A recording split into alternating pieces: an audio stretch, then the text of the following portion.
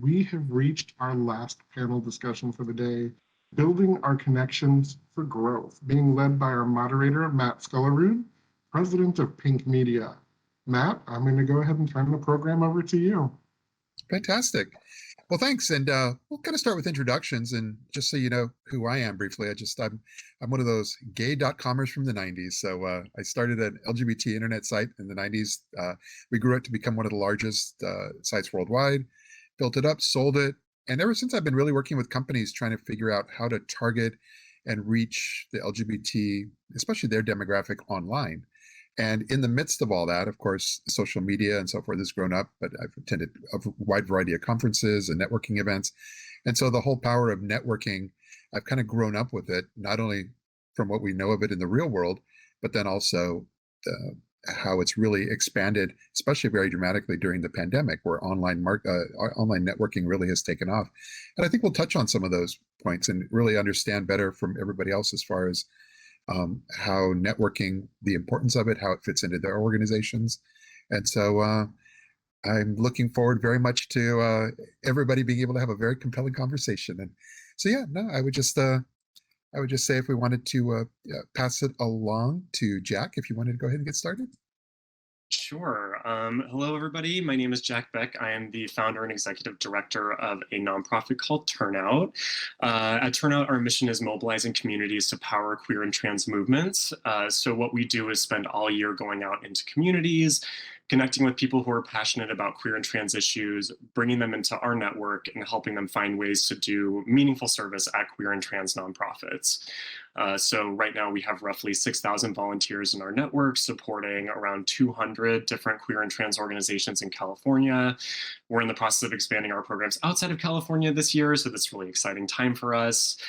We also do a lot of board recruitment and board trainings for folks who are interested in doing board service with queer and trans nonprofits. We run a queer board match program and a queer board catalyst training series to help prepare people for board service at LGBTQ organizations. So really, if you're interested in volunteer service or board service for queer or trans organizations, that's our main sort of value add, and that's we're kind of the folks to talk to for that. So that's a broad overview of what we do. Well, thank you. And how about Tariq? Hi, everyone. I am Tariq Perkins. I use he, him pronouns, and I am the director of programs at StartOut. And StartOut is the largest NGO that supports LGBTQ plus founders to level up their businesses. We have over 25,000 LGBTQ individuals and allies in our ecosystem, 10,000 registered founders, and about 1,200 that participate in our direct service programs, which include access to capital, mentorship, expert office hours, and or beloved accelerator called the StartOut Growth Lab. You would have seen presentations from some of my colleagues with information about our index, because we do track economic data on over $2.1 trillion of venture capital funding. I am really happy to be here. I'm excited about this conversation, and I'm looking forward to good banter with my co-panelists. Thank you. And Corey. Hi, thanks. I'm really pleased to be here and grateful that that the U.S. Patent Office is doing this. My name is Corey Martin. I'm the Managing Director of Creator Marketing at a public relations agency called Lippy Taylor. Effectively, I've been doing communications, earned communications, and influencer marketing since before we even called it that.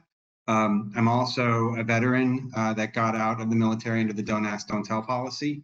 And so I've spent my life sort of as an out LGBTQ veteran, but also I'm the father of a 9-year-old son. Me and my husband have our own social media channel. Mostly it's their social media channel at Rainbow Dads on Instagram, about 100,000 followers, and on TikTok with a few followers there too. And we do a lot of parental activism, making sure that we're out as a family, as a queer family. And I'm also an advisor to a lot of small technology companies, and I've been doing public relations and influencer marketing in this space for a very long time. Yeah, fantastic. We'll stick with you, Corey, if it's okay. And But I think to set a foundation for folks that are watching to understand the value of a network amongst, because we have very different organizations here. And what is the kind of the value of a network in your organization, and how does that play out for your business? In our organization, I'll say it's both my organization and my own professional experience. Yeah. Building relationships throughout my career have helped me not only identify appropriate clients and build businesses for the companies that I'm working at, but also make connections, find new talent, identify opportunities, and stay ahead of trends within the industry. So for me personally, making sure I maintain relationships largely through social media, but maintain relationships with people throughout my network has been probably one of the most valuable assets that I think I rely on in my career today. Yeah. And Tariq, I think for start out, it feels like you're probably your network is probably the broadest in that terms as far as online, people in the real world, and the value of membership as well. So tell us a little bit about that. Yeah, you're so right. We do have a vast network of agents and actors in the whole business support community of Start Out. If you think about the founders who are at the center of our ecosystem, we play a key role in connecting them to other players such as investors, mentors, experts, folks who can really help them to level up their businesses. So, networking is really the core of what we do, how we connect people. I think for us, everything really was transformed by the pandemic, where all of our services had to go online. So whereas we were sort of maybe 50-50 before, we went to a kind of 90-10 split and are now just kind of getting back into the real world. But, investment into our networking resources is what allowed us to make it through that, and is what actually has allowed us to 3x our reach in a very short amount of time. So yeah, networking is central to what we do. It's very important for any entrepreneur to find out the different supports, services, mechanisms, people that are out there and available to them. And that's where we see ourselves coming in to do that for our founder community. Yeah, nice. I think with Jack, it's interesting because you're unique in that, especially as you were beginning to explain a little bit about who you are in the organization. It's so strong in the, I don't want to just say grassroots, but really out there on the street level in the recruitment side and so forth.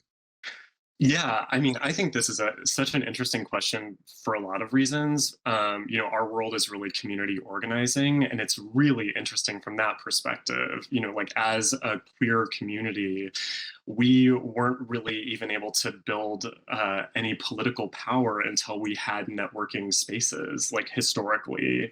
And I think the difference between being able to build political power was the creation of gay bars, like after Prohibition. Before that, people could only meet each other in like private living room parties with people you already knew. And so it was like really constricted. And when gay bars came out, started to be created, suddenly there was a space where you could enter without knowing anybody and meet a whole bunch of new people who you wouldn't have access to before. And that was the start of really community organizing at scale because of that kind of networking space. And then queer people were able to start voting as a bloc, and politicians started paying attention to them and kind of wooing their votes by passing legislation that would protect queer people. So the power of queer people in numbers and putting large numbers of queer people together is like very apparent from my perspective. And then you see that at really at the next level during the response to the AIDS crisis, where we built a bunch of nonprofits to meet the needs of our communities when the government and people in charge weren't doing anything about it. And it is still queer and trans nonprofits that are driving forward the fight for queer rights, trans rights now, especially when governments are openly hostile to our community's ability just to exist. So the importance of having those spaces and putting people together and the power that is in that is very, very clear from my perspective. Yeah, you touched on nonprofits a bit there too, and Are in your network, is it a kind of a mix also of individuals, but also fellow or other organizations and brands and so forth? Yeah, it's a mix. So we have kind of a two-sided marketplace where we have a bunch of volunteers on one side who are looking for ways to get involved with queer and trans nonprofits. And then we have a ton of nonprofits on the other side that are looking for volunteers. A lot of people are looking for board members, which is why we launched our Queer Board Match program. And then there's also a lot of business groups like LGBT employee groups that are looking for ways to make an impact on queer and trans issues outside the office, where they've done a lot of work internally to make sure internal policies are good, and now they're turning their gaze to making an impact for our communities at large. So we work with a large number of corporations to do kind of group volunteer activities, and leverage those introductions and those networking opportunities for down the road opportunities for folks to gain board service experience and to really build the bench of support for the nonprofits that we depend on. Yeah. How about you, Corey? I mean, are organizations also kind of a strong part of your network overall? They are. I mean, it's interesting. As Jack was talking, I was really thinking about how powerful, I think really over the last 2 years, nonprofit activation, ERGs within companies have done such an amazing job of bringing together the queer community, the professional queer community. I have mentors who I've made connections with over the years. I've always looked for queer mentors in my own work-life balance. And many of them are leading in industry-specific ERG-like organizations and bringing the community together, largely because we're at a point of time politically where we have to be more out and more present. One of my favorite quotes from Harvey Milk is that coming out is the most important political thing we can do, but it's also, I think professionally, it's the most important thing that we can do. And I've seen the people who I respect throughout my career do that. And I think increasingly we're seeing, the connection between the business sector and nonprofits driving conversation for our own protection, and for our own sustainable future. And as a parent, it's particularly important because a lot of the stuff that I see and that's happening in this space is coming for our children and for our rights to have children. And so we need the corporate sector, we need business, and we need the power of entrepreneurship to protect us in this new space. I find it interesting, especially related to Start Out, because when it comes to organizations, it's such a range when we're dealing with whether it's other business-to-business groups such as Out and Equal or NGLCC. They all have a different kind of mix. But with Start Out, you're really one of the few that's so focused on helping entrepreneurs and helping some of those folks. But are organizations also a big part of your mix? Definitely. There's so much to unpack there because if you think about it, I like to go back to just who's at the middle, which is the founder. Our founder community is extremely diverse. So, you have the core of our community tends to be those businesses that are, high growth, venture scalable enterprises that tend to be tech enabled and, have tremendous potential to become a market disruptor. That's kind of, who we best support. However, in our community, we support all LGBTQ founders, all LGBTQ plus founders. That is our mission.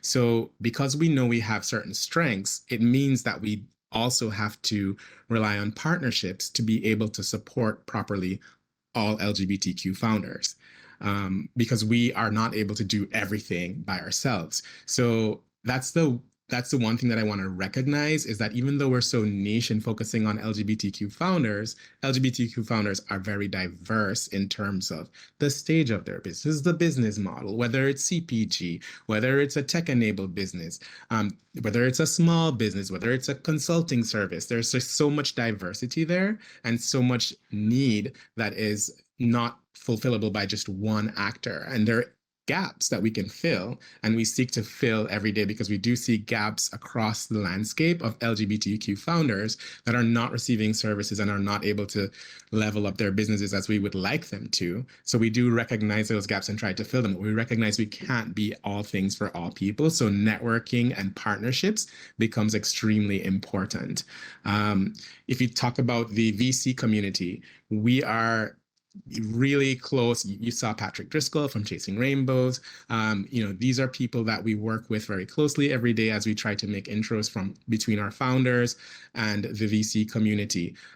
So we are certainly very focused in our mission, but certainly not alone in our fight. We are arm in arm and hand in hand with many organizations. The other thing that's very unique about us is that we operate in this space of entrepreneurship and business, particularly venture capital, a venture capital space, which is the heart of capitalism. However, we're a nonprofit, so we're doing this not for profit. There are many support agents and actors in the space that are supporting founders because they want to ultimately gain equity in their businesses. We do not do that. We're simply doing this because we want to see our community thrive, and we are heavily dependent on volunteers. So all of our mentors are volunteers from the community or allies. All of the experts that give their times do so on a voluntary basis. The alums from our accelerator program give their time back to continue to pay it forward. So it's very much dependent on a strong network of mission-motivated individuals who are coming together to help us to achieve the mission. Yeah, well put. Well, it's interesting, and sometimes I think half the reason I'm even here right now is with you all is that I think the pandemic was an abrupt shift when it comes to the whole world of maintaining a network, building a network, the world of networking.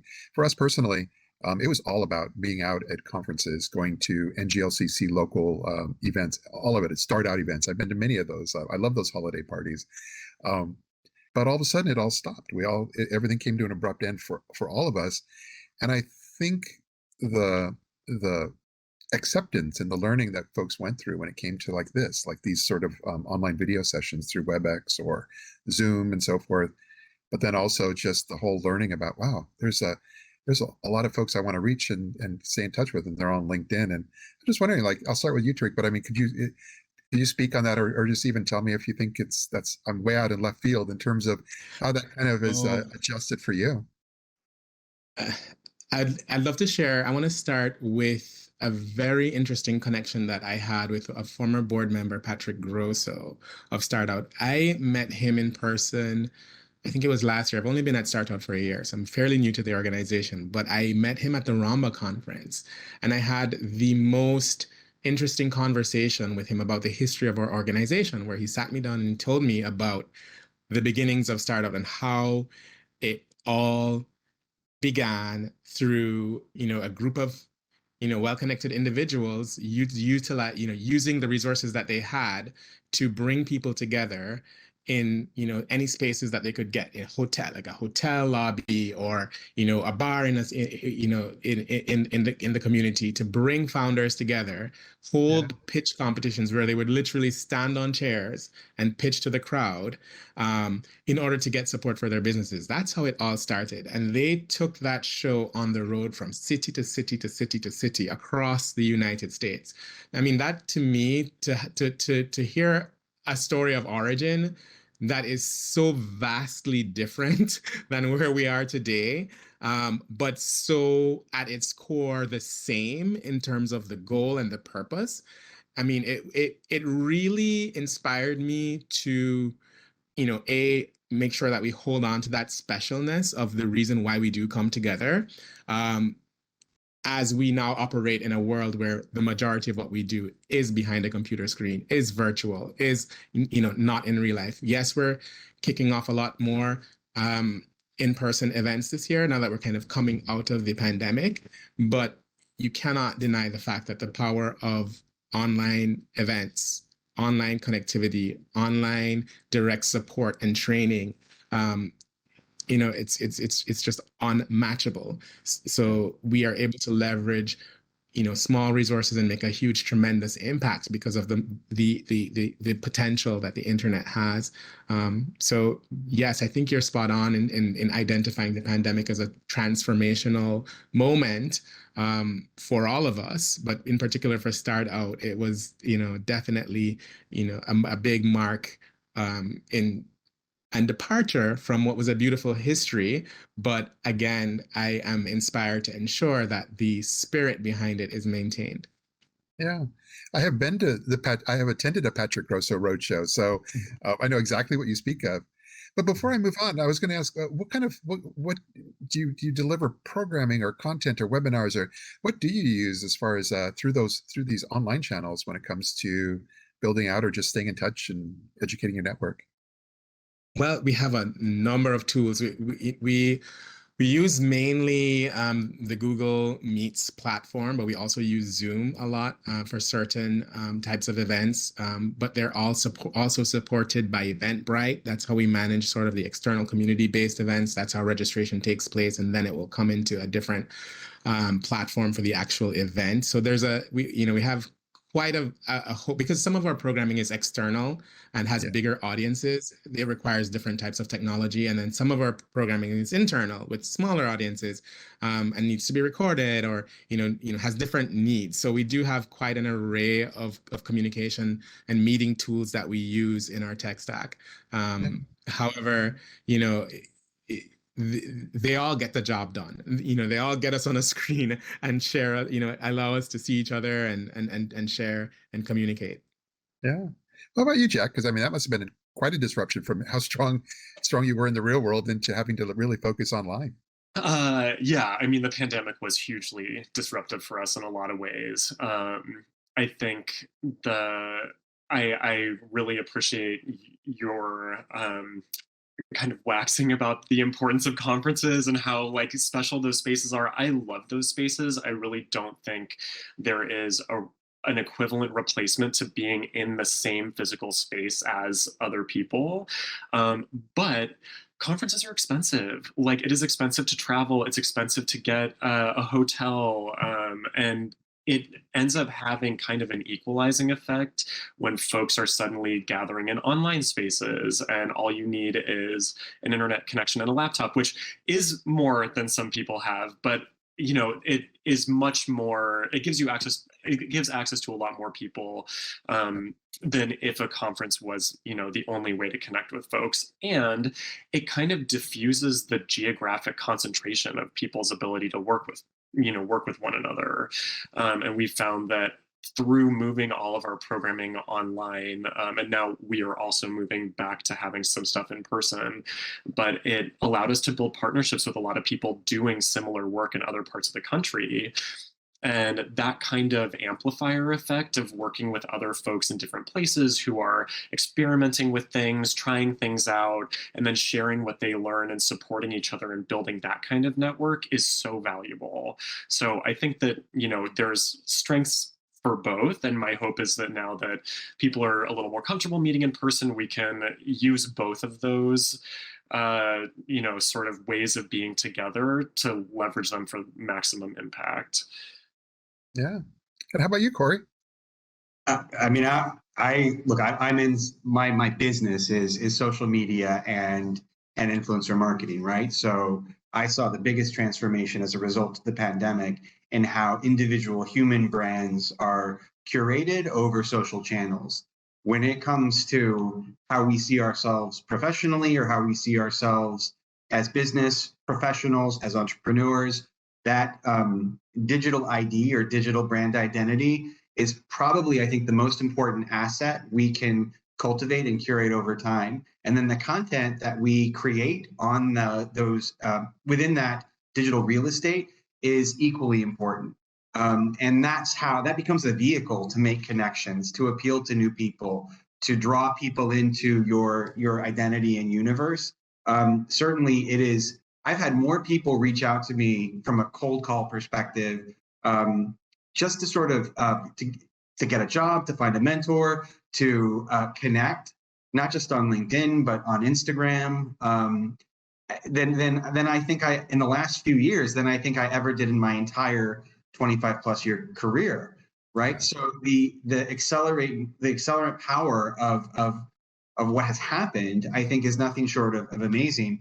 And we all have to think about what's the content that we're putting out into the world in association with our individual personal brand, our professional brand, because it's an asset. It's a powerful tool we have to leverage and connect with people. Would it be fair to say that your let's just say your programming, the content you put through, you do a lot of things that probably, I would say, positions you and your organization as a thought leader. Would that be correct? I have been, yes, 100%. Like, I mean, I'll tell you, I personally, I get thoughts and ideas inside of me, and I will write them in notes on my phone. And LinkedIn in particular, and even personally, my Instagram and other things have become an outlet to be able to do that.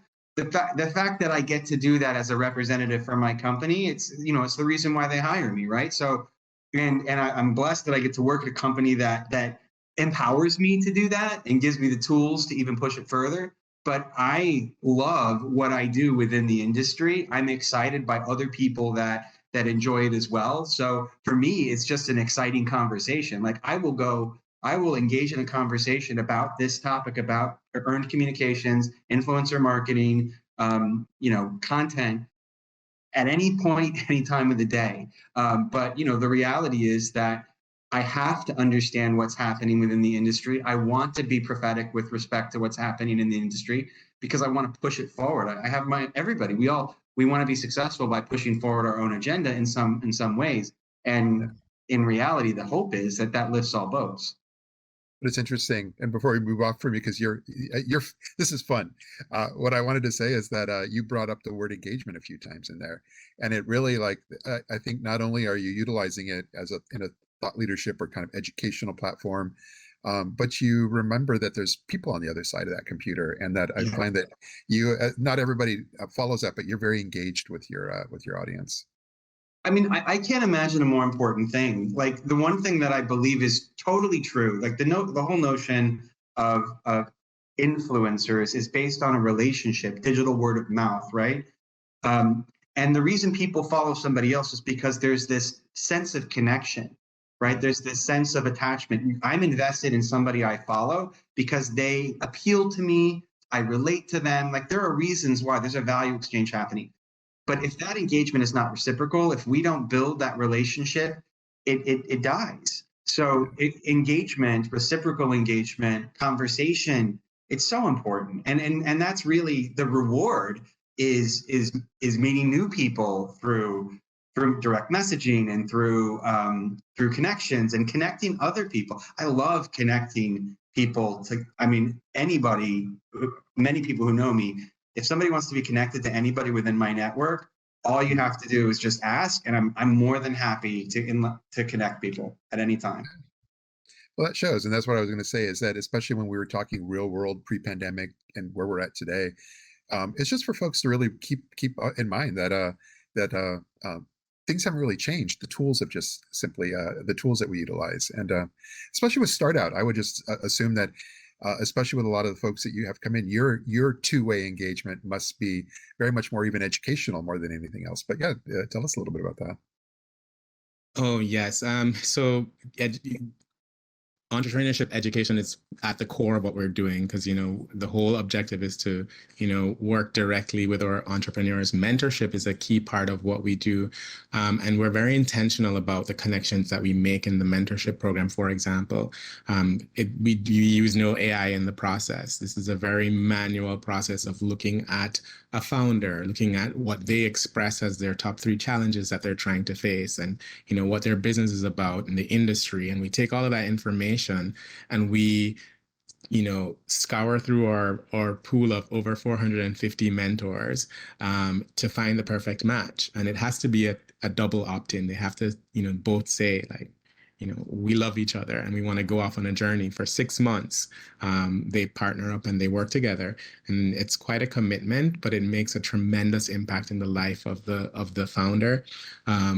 So yes, that two-way connectivity is essential to what we do. I love to talk about our Growth Lab Accelerator as well, which is very much focused on the human first. We look at the founder first, business next. We look at people's humanity, because a lot of what it is about helping our founders to be able to make the connections that we're talking about, to be able to have the confidence. A queer founder has an almost implicit or inherent disadvantage in that we are at odds with a lot of what the community brings to us. So there's a lot that has to be overcome. So we need to work on building our community up to be able to compete in a very competitive space where most queer founders don't even have the benefit of family support, which, as we all know, is the first place that we get investment to support our business. It's the family race. That's the first. Before you get to angel, it's family, friends and family. And most queer founders don't even have that support. So working on the humanity, working on the ability to connect, to show up in front of an investor and make an excellent pitch to get support is what we do in every strain of our work. So yes, I would say, that has been the experience of Start Out. I would encourage any founder out there who has a good idea, has a business that they want to really dedicate time and invest their energy into. We're here to back it up and support it. So please, go to our website, startout.org, sign up, become a member. And if you want to just support, donate. I love your passion. I like everybody's passion when you're talking about what you do in this sphere. So, Sean, how did we do? Did great, right on time, and what a wealth of knowledge. Thank you all